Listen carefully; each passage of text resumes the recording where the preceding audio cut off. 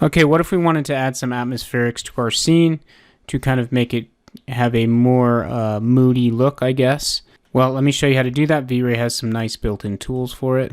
It's called Vray Environment Fog. And let me show you some ways that I've found to use it. First of all, you need an environment box gizmo, okay? So the way you create one of those is going to the create panel, and it's in the helpers, and it's atmospheric apparatus and a box gizmo. Okay, so I've already created one, but that's how you create it.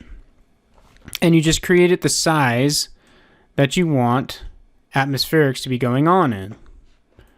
Okay, now I mentioned earlier that Vray Z depth can give you some nice atmospherics by turning your Z depth channel into essentially fog. This is a little different because it's volumetric. Light is going to be traveling through it. Okay, there is ways to recreate it in Photoshop, which I will discuss at least a little bit briefly too. Essentially, the reason that I bring that up, the fact that you can recreate some things in Photoshop, is because doing true physically accurate volumetric fog here is going to cost you a lot in render time. Okay, so a lot of times people want to use it because they think, oh, that would look cool. And you know, sometimes that's true. A lot of times people go way overboard, or they'll put it in because they think it'll be a cool effect, even though the room wouldn't really have a lot of that going on. Okay, so watch out for that, but also it's gonna cost you a ton of render time. There's just no way around that. I will show you some cheats though to kind of help out with that a little bit. So the first thing you do is you create a box gizmo,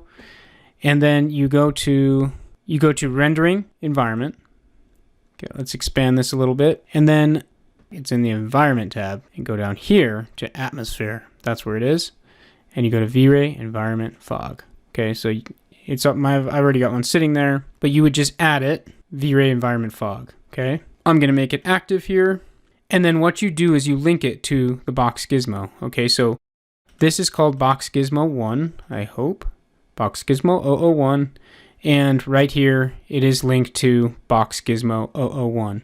You do that by just saying add and then selecting it, pops it into this list here. Box Gizmo 001 is where this Vray volume fog is being applied. And then you tell it which lights are going to affect that environment fog, okay?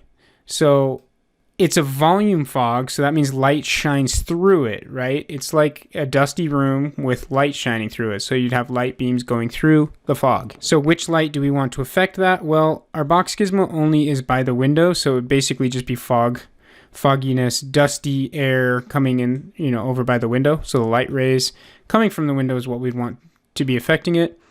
And so it'd basically just be this light outside, the Vray dome light, which is Vray light 001.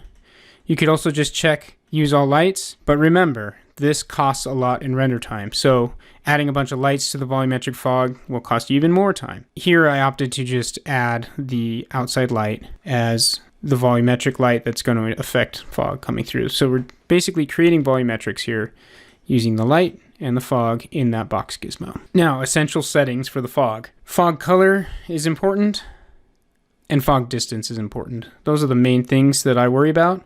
Subdivisions can be important too. If it's looking really splotchy and not good, then you might want to up your subdivisions.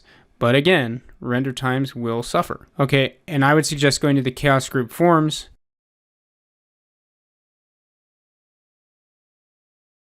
and looking at all the various settings here for this and what they do. And they have examples there, of course, as always. But what you really want to, this is controlling the density of your fog. And so that's an important one. And then this is the color of your fog.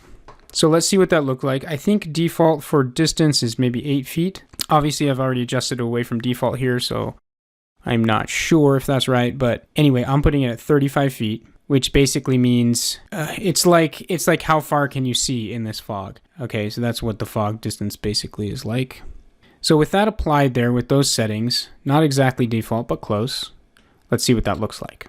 Oh, one other thing before we look at what it looks like, I want to go into the render settings and make a special render element that renders only the atmospherics, okay? So this is considered an atmospheric. Okay, and that's why I have Vray atmosphere here, because now this volumetric fog coming in the window will have its own channel. So I can actually again, go back and enhance it by using that channel on top of the overall image to kind of make it pop even more. Okay, so that's one thing you can do. Let's hit render and see what we get. Now, as you can see, this render time is just killed by the V-Ray volumetric fog.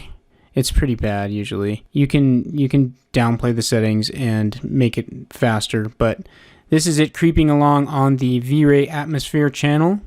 And this is not the strongest computer ever either, but that's what that channel looks like. Okay, so it's just a black and white showing only the fog areas, and you can see it ends at the edge of the gizmo, and there's actually settings to make it so that it's a soft ending at the edge of the gizmo. It doesn't just go to the end of that box and then have a hard line there. So you can do like a fall off to the edge. Okay, so that'll be important.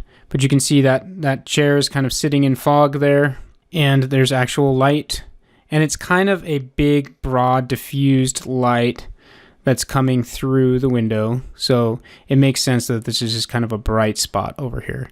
There's not like a direct sunbeam coming through that window. However, you can see that where the bench is, it's, you know, in shadow. There's not volumetric light coming through that. Where some of the window panes are divided, it's there's a line going across here where there's no direct light shining through that fog. Let's look at the overall result. It's not looking like much yet because it's so noisy. I'll let it render longer, but you can see over here, we're getting a lot of haziness in the room going on. Okay, so that's what that's doing. Let's let it render for a little bit. Okay, 15 hours later, this is what we've got. Just kidding. It was like 5 minutes later, but my computer's not that bad, okay? But seriously, it might take you a while to render something like this, depending on what your computer is. So, but there it is. It's looking kind of hazy over here, which is cool. It kind of, to me, it's kind of like, why is it so dusty in there? But, you know, it's kind of a cool effect. And in a lot of situations, if you wanted this kind of mood to be set, like with if I wanted moonlight coming in and just the candles lit or something, that might be a cool effect to have with that fog. But what I'm going to suggest doing, and this is a faster way to do it, and it gives you more control. So I always like more control, you know, so you can do it in post, because having to come back and re-render this for 8 hours would be ridiculous, right? So if you go to V-Ray Atmosphere channel, you'll see that it's isolated for you right there as a black and white image. So what you could do is just render with an override rendering, right? So none of the materials are being calculated or anything. You could dumb everything down except for the atmospherics, and it'll still give you this channel here. Once you have that saved out, then you can just turn it off entirely. And when you get your finished image, you know, your finished RGB, you just take this, pretend like that fog wasn't there, you know, put this in Photoshop. Then you take your atmospheric that you already have rendered out, and you just place it on top as a new layer and put a linear dodge on it, and it would look exactly like this right here, because linear dodge is adding it on top of the layer below, and that's exactly what's going on right here. So you get the exact same effect, and you wouldn't have to render it with this fog on all the time. So literally, I can just stop it from rendering right now, which I will do. Okay, there it is. I stopped it. It's not even very high quality rendering yet at all, but I'm going to take that V-Ray atmospheric, and I'm going to save it out just like that. Now I can overlay that on that camera view whenever I want, and I can just turn off the fog now and add the fog back in post, and I can mask it out where I don't want it, etc., etc. So now I have complete control over this. So all I have to do is save this out. I'll just name it _fog.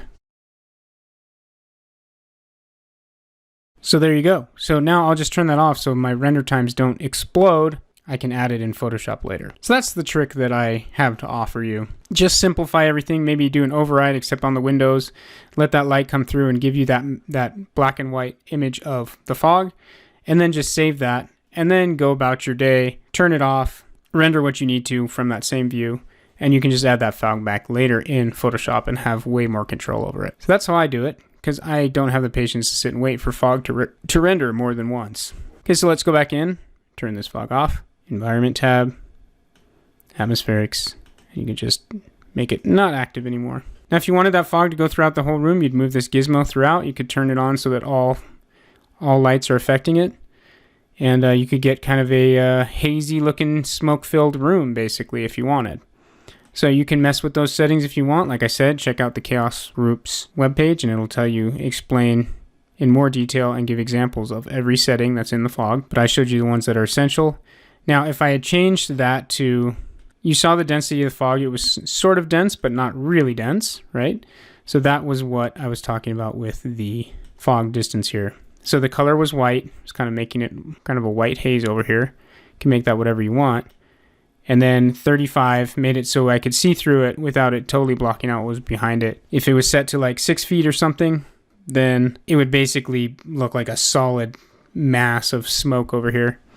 And if you set it to like 200, then it would be much more dim and subtle. Because I set it to 35 and I have that render effects channel, or that atmospheric channel, I can now, when I put it in post-processing, I can turn it up or down however much I want. So again, that control is really, really nice.